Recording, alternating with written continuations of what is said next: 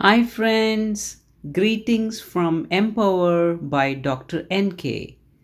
Today, we are going to see how to tackle problems in physical chemistry and, in particular, chemical kinetics. Now, there are a few things which you got to remember when you are solving a problem. The problem will be given in the form of sentences, and you have to convert this into symbols because you need to use appropriate equations to solve the problem. And therefore, I have a simple way of solving the problems. We have three parts in the solution. The first part is the data. This is nothing but the information which is given to you in the problem, and then you got to find something that you're going to write it as to find, and the last one is the solution itself, wherein you're going to use the respective equation to solve the problem. Now, let us take one problem and see how this can be figured out in the form of data to find and solution. I'm going to read the problem so that you understand how to read a problem with appropriate pauses and in the form of phrases. You should never read a problem continuously from the beginning till the end because that will not give you the complete picture and you will not be able to comprehend what is given and what you are supposed to find and which equation you need to use to arrive at the solution. The reason I said that you have to read it in terms of phrases or give appropriate pauses is because you need to convert the words which are given in the problem into symbols which are represented in equations. Therefore, I am going to read the problem in bits and pieces, and I'm also going to write the data which is given. So, stay with me.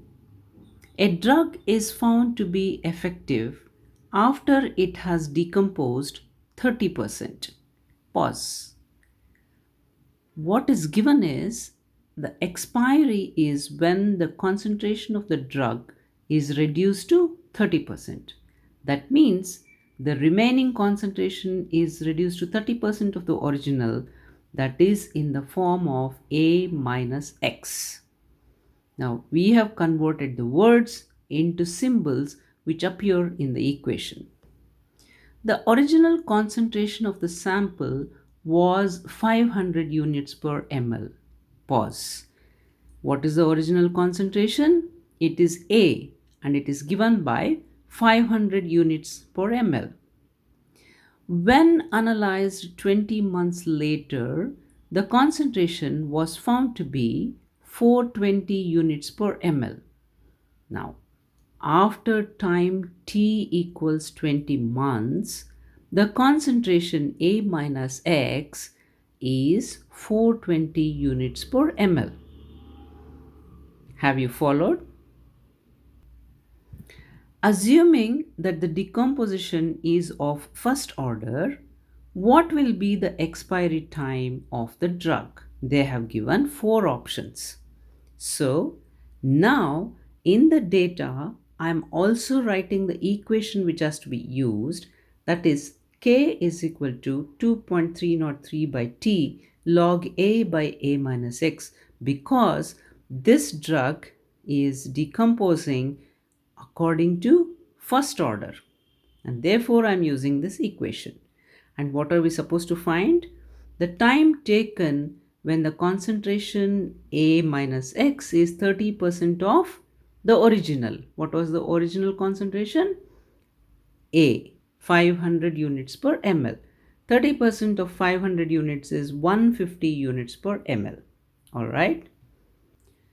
Now let us see how we can solve this problem using that equation.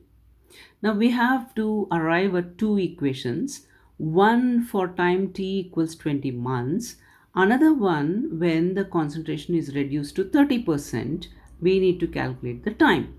So after 20 months, k will be equal to 2.303 by 20 log of 500 by 420, call that as equation 1. And when the concentration is reduced to 30%, k is equal to 2.303 by t log of 500 by 150. Call this as equation 2. Now compare equations 1 and 2. Both are giving the value of k. Therefore, the right hand sides can be equated. And if you simplify this, you are going to arrive at the value of t, which you will find that it is equal to 41 months. You can check it by calculating and simplifying this equation. Now, when you write the answer, you should not only write t is equal to 41 months, you should also write what this time t means. It is the expiry time, which is equal to 41 months. And therefore, the option A is the correct answer. I would like to draw your attention to the beginning of the problem where I told you to give pauses and write down the data.